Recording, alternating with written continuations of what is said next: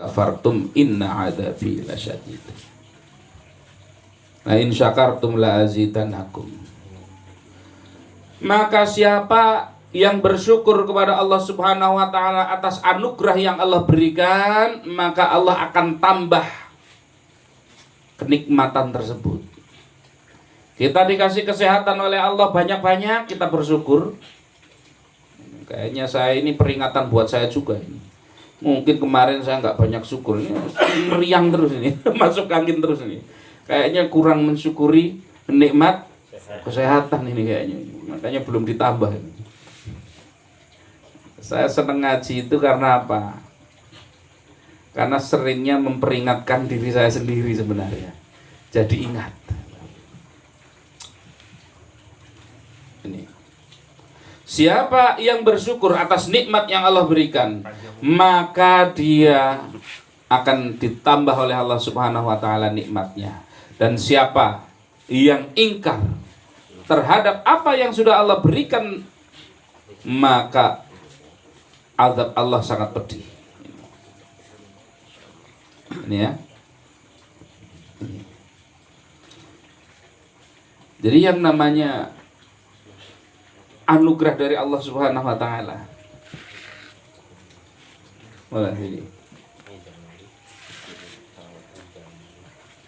Kita diberikan oleh Allah Subhanahu wa taala anugerah yang luar biasa. Begitu banyak anugerah yang diberikan oleh Allah, entah itu dalam wujud harta, entah itu dalam wujud kesehatan, kita dikasih oleh Allah dalam wujud keluarga, dalam wujud anak dan lain sebagainya. Maka selama kita memanfaatkannya secara maksimal untuk kebaikan, punya anak, masukkan pondok pesantren, bagus, ajari Quran yang bagus, itu namanya syukur. Ini namanya syukur. Kita doa siang malam minta, ya Allah berikanlah saya putra dan putri yang soleh dan solihah. Begitu dikasih, kasih HP suruh TikTokan tanpa kontrol orang tuanya lagi. Kalau Mas Supri mungkin beda lagi itu. Nah, downloadnya sellernya itu. Ini. Kita siang malam seringkali berdoa, ya Allah berikanlah anak yang soleh dan solihah. Begitu dikasih rezeki oleh Allah anak lahir ke dunia, mereka menjadi permata hati kita, tapi ternyata kita tidak cukup di dalam mendidik agama kepada mereka. Nah ini namanya ingkar. Kita kepinginnya dapat anak yang soleh solihah, sementara kewajiban orang tua itu ada 3. Nih, kewajiban orang tua terhadap anaknya itu ada 3. Kalau 3 tidak dilaksanakan, ya berarti dia itu durhaka kepada anaknya. Jadi bukan anak bisa durhaka kepada orang tua, tapi orang tua juga bisa durhaka kepada anak. Yang pertama, yuhsin asmahu idza walada. Kewajiban orang tua yang pertama adalah memberikan nama yang baik. Idza walada, ketika anak itu lahir. Ini memberikan nama yang baik. Ini kewajiban orang tua ini. Jadi rasa syukur kita punya dikasih anak, yang pertama kasih nama yang baik. Jadi jangan asal-asalan ngasih nama itu. Wah, ada dulu katanya apalah arti sebuah nama itu. Lu sangat berarti. Sebuah nama sangat berarti karena orang akan memanggil dengan namanya dan itu diaminkan oleh malaikat. Berarti nama adalah doa. Saya kenal ada orang namanya Solikin itu. Dia jadi preman itu nggak berani pakai nama Solikin, ganti jadi Tito karena nggak keren gitu kan. Masa preman kok namanya Solikin itu kan dia nggak keren itu. Karena apa? Beban dia itu. Berarti secara naluriahnya setiap orang ketika diberikan nama oleh orang tuanya, nama ini secara bawah sadar mempengaruhi perilaku orang tersebut. Gini. Makanya jangan cuman asal yang penting wah ada artis kasih nama artis, nggak ngerti artinya. Ini itu. Kalau namanya bagus nggak apa-apa. Ada arti yang bagus sebagai doa. Ini.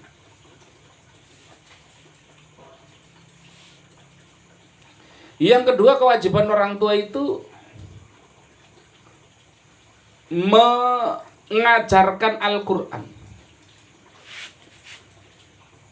Wa 'allamahul Quran idza aqala. Dia wajib mengajarkan Al-Quran idza aqala, yaitu ketika dia itu sudah berakal. Sudah berakal. Orang tua punya kewajiban mengajarkan Al-Quran. Wa yuzawijahu idza atraka. Maka dia yang ketiga ini khusus perempuan, yaitu menikahkan ketika dia sudah dewasa. Jadi kewajibannya ada berapa? 3. Jadi kalau orang tua kalau punya anak perempuan sampai dia belum nikah, maka itu tanggung jawab orang tua. Maka sebenarnya sunnahnya orang tua yang punya anak perempuan, sunnahnya kalau anak perempuannya sudah cukup umur, maka sunnahnya dia mencarikan jodoh. Jadi biasa sebenarnya zaman dulu itu biasa, di dalam Islam biasa ada orang tua laki-laki ada orang tua punya anak perempuan datang ke tempat laki-laki, mau nggak dengan putri saya? Itu biasa. Bukan terus wah ini nanti masa jual murah ini. Bukan, memang begitulah Islam karena kepingin menunaikan kewajiban sebagai orang tua. Itu seperti itu. Ini ya. Ini. Itu begitu. Nah, kita diberikan rizki oleh Allah Subhanahu wa ta'ala, maka sebelum kita itu habis rizki kita, maka umur kita pun tidak akan habis. Maka kita itu hanya akan mati ketika rizki kita sudah habis. Ada satu kisah dari salah satu ulama namanya Ibrahim bin Adam. Ibrahim bin Adam. Ibrahim bin Adam ini salah satu ulama yang luar biasa. Suatu ketika Ibrahim bin Adam ini jalan-jalan ke pasar. Ini ulama besar ini. Suatu ketika beliau jalan-jalan di pasar.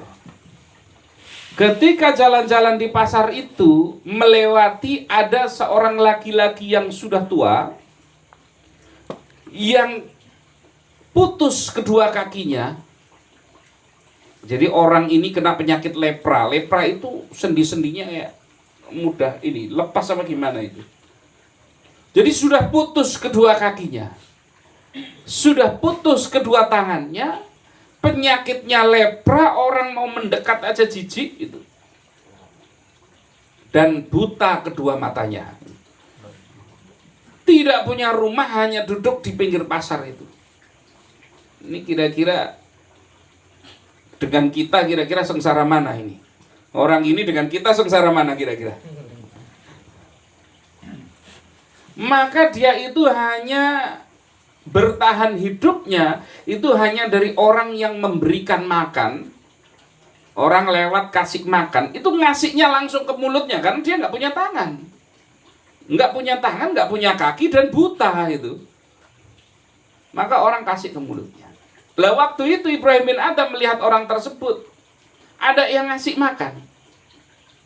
Begitu ngasih makan, dia itu kemudian mengucapkan dengan luar biasa dengan rasa syukur, ya Allah, alhamdulillahirabbil alamin. Begitu besarnya karunia rizki yang kau berikan kepadaku, ya Allah, itu luar biasa itu. Wah, ini Ibrahim bin Adam ini melihat ini, ulah ini orang lepra, kaki nggak punya, tangan nggak punya, mata buta, nggak punya rumah, kok bersyukur dengan Allah, ya Allah, begitu besar nikmat karunia yang kau berikan ini. Wah, ini kan penasaran ini Ibrahim bin Adham ini. Maka akhirnya datang kepada pengemis tersebut, orang ngemis tersebut ini, orang tua ini.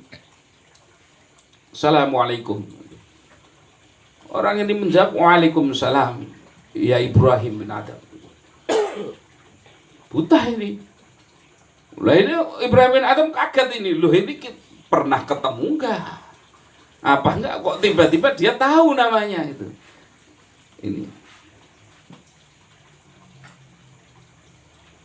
Dari mana engkau tahu namaku Ibrahim itu?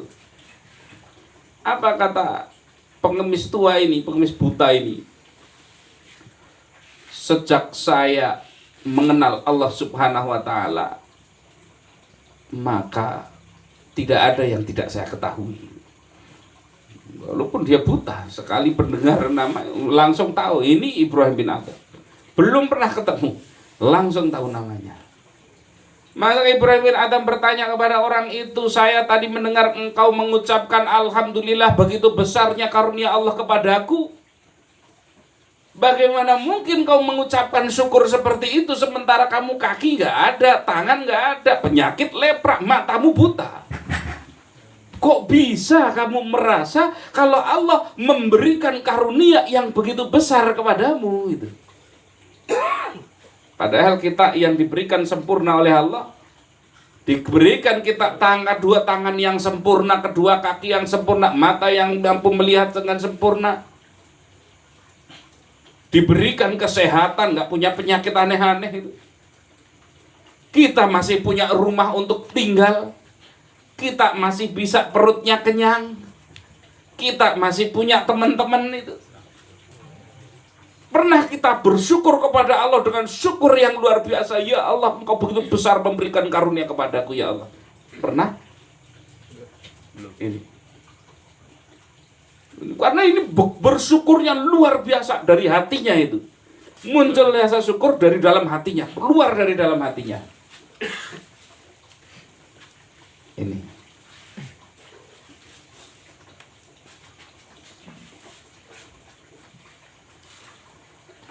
Maka orang ini pun menjawab, bagaimana mungkin saya tidak bersyukur kepada Allah, sebab Allah memberikan saya dua anugerah. Apa dua anugerah tersebut? Dijawab oleh pengemis buta dan tua ini. Karena Allah memberikan saya dua. Yang pertama, Allah memberikan saya qalbun syakiron dan lisanun dzakiron. Allah memberikan saya hati yang penuh dengan rasa syukur, dan Allah memberikan saya lisan yang penuh dengan zikir. Maka ini adalah karunia yang luar biasa besar dari Allah kepada saya. Maka tidak mungkin saya tidak bersyukur kepada Allah itu. Kaki nggak ada, diabaikan. Kesehatan nggak ada, diabaikan. Tangan nggak ada, diabaikan. Penglihatan nggak ada, diabaikan. Apa anugerah yang luar biasa besar? Qalbun syakiron, hati yang penuh dengan rasa syukur. Kira-kira kita, begitu banyak anugerah yang Allah berikan kepada kita, pernah kita itu sampai begitu luar biasa mengucapkan rasa syukur kepada Allah Subhanahu wa taala? Coba bayangkan kalau hari ini ada orang datang ke panjenengan semua ngasih tiba-tiba ini 100 juta buat Anda. Kira-kira reaksinya kita berterima kasih kepada orang itu kira-kira bagaimana? Begitu luar biasanya kita berterima kasih. Betul apa tidak? Lalu apakah Allah di dalam memberikan kita anugerah senilai 100 juta yang sudah Allah berikan, lebih apa tidak? Tidak ternilai yang sudah Allah berikan. Tapi pernahkah kita berterima kasih kepada Allah, bersyukur kepada Allah, melampaui daripada orang yang ngasih 100 juta itu? Ini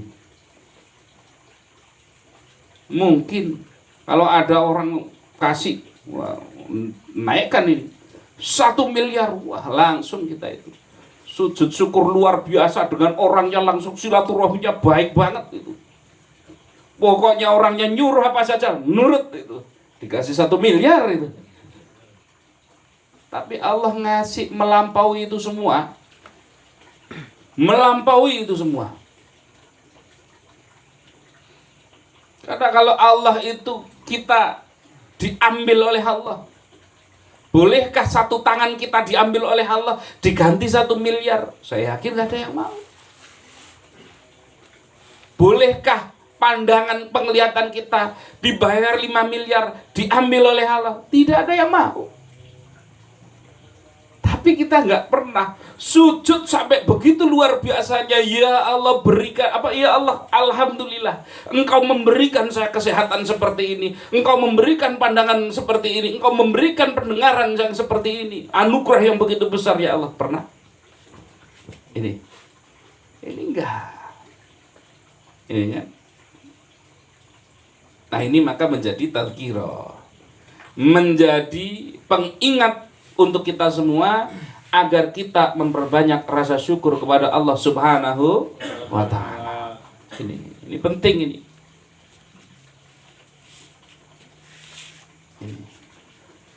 Qalbun syakiron, hati yang penuh dengan rasa syukur.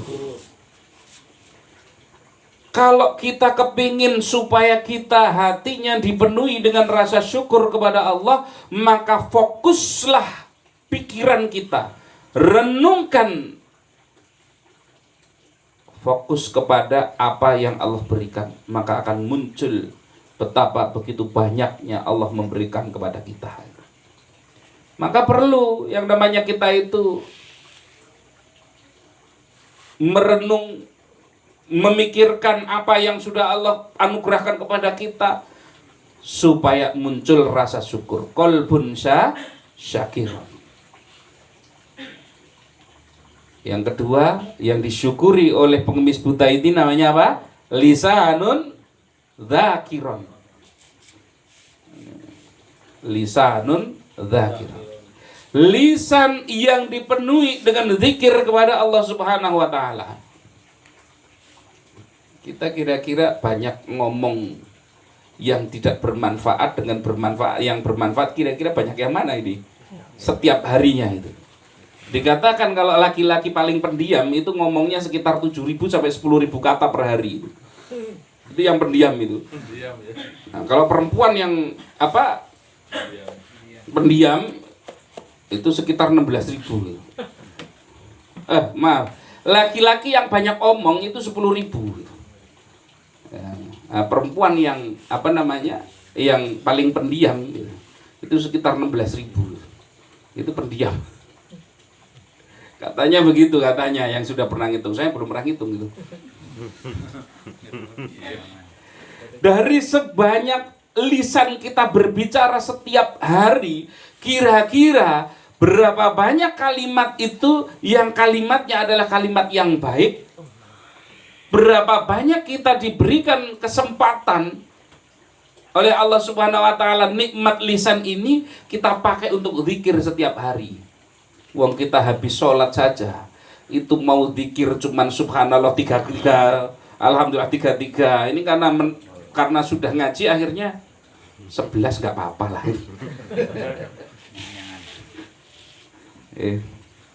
11 nggak apa-apa ini. Akhirnya begitu, kita kepingin cepet-cepet selesai, seolah-olah nggak betah kita lama-lama dengan Allah itu. Malas mengingat-ingat Allah, seolah-olah kan begitu. Ini ada orang dikasih luar biasa cobaan seperti itu, dia sama sekali nggak melihat cobaan itu, dia justru fokus kepada saya begitu bersyukur karena diberikan oleh Allah qalbun syakiron wa lisanun dzakiron. Ini makanya kita itu perlu belajar dari orang-orang yang secara kehidupannya, secara fisik kita melihatnya di bawah kita. Ternyata seringkali kita melihat sesuatu yang luar biasa. Luar biasa. Makanya salah satu Nabi Allah yang cobaannya luar biasa berat, Cobaannya luar biasa berat. Namanya Nabi Ayub alaihissalam. Nabi Ayub alaihissalam ini cobaannya luar biasa berat. Ketika hidup dia itu rupawan, kaya raya, istrinya banyak, anaknya banyak, terhormat, ahli ibadah. Maka iblis mengatakan kepada Allah Subhanahu wa taala, "Ya Allah, Ayub begitu luar biasa ibadahnya karena engkau berikan nikmat yang luar biasa. Maka kalau dicabut nikmat itu pasti dia tidak akan beribadah lagi kepadamu. Coba kalau hartanya habis, nggak bakalan lagi dia itu banyak-banyak menyembah engkau." Dijawab oleh Allah bahwa aku lebih tahu daripada engkau tentang hambaku Ayub. Maka iblis minta izin supaya diberikan izin untuk menghancurkan kekayaan daripada Ayub alaihissalam. Maka dihancurkan kebun-kebunnya, dihancurkan semua, hewan ternaknya dimatikan semua, habis. Ternyata sedikit pun tidak merubah ibadahnya Nabi Ayub alaihissalam. Maju lagi iblis kepada Allah, "Ya Allah, itu masih mau seperti itu kan karena dia masih punya banyak keluarga, karena badannya masih sehat. Coba kalau dia itu sakit, kemudian dia nggak ada keluarganya, maka dia nggak bakalan itu ibadah lagi." Minta izin lagi, singkat cerita. Akhirnya Nabi Ayub ditularkan penyakit, sehingga penyakitnya itu seluruh badannya dari kepala sampai kaki itu membusuk semua. Membusuk semua itu. Bau busuknya itu sampai menyebar satu kampung. Semua anak istrinya bubar kecuali satu istrinya yang akhirnya menemani, dan diusir dari kampung, dibawa masuk hutan. Yang singkat cerita, disitulah Nabi Ayub dengan cobaan yang luar biasa besar seperti itu. Apa doa Nabi Ayub? Istrinya itu sering ngomong begini, suamiku, kamu itu kan Nabiullah, mbok doa minta diberikan kesembuhan kepada Allah, pasti Allah kasih kesembuhan. Apa kata Nabi Ayub? Saya malu mau minta sama Allah. Maka Nabi Ayub cuma minta satu kepada Allah Subhanahu wa taala. Ketika seluruh tubuhnya dibusukkan, cuma satu yang diminta. Dia berdoa kepada Allah, "Ya Allah, silahkan kasih penyakit apapun, tapi tolong tinggalkan hatiku dan lisanku untuk berzikir kepadamu." Maka yang utuh itu hanya tinggal dua itu dong, lisan dan hatinya itu. Ini coba mau minta, ini sudah, ini namanya Nabi itu kan pasti berdoa itu pasti mustajab. Ini minta gak berani sama Allah, malu itu. Kita tiap hari nggak tahu malu, ibadah enggak, ibadahnya kurang, minta terus, nggak dikasih, mutung. Lu iya, kita contoh misalkan kasih amalan, katanya suruh dzikir sekian, habis suruh tahajud sekian, suruh duha sekian, nanti rezekinya lancar. Begitu nggak lancar, berhenti.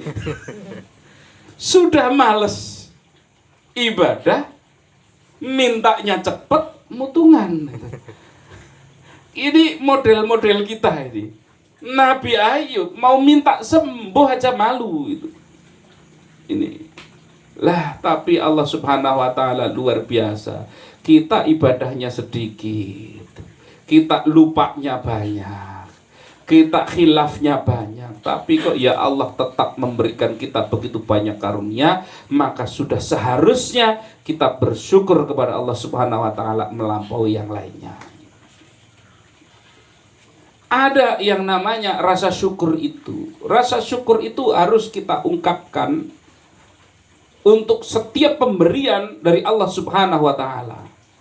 Ini semua pemberian Allah Subhanahu wa taala wajib kita syukuri.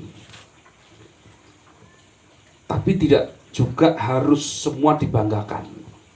Ada hal-hal yang disyukuri tapi tidak untuk dibanggakan gitu.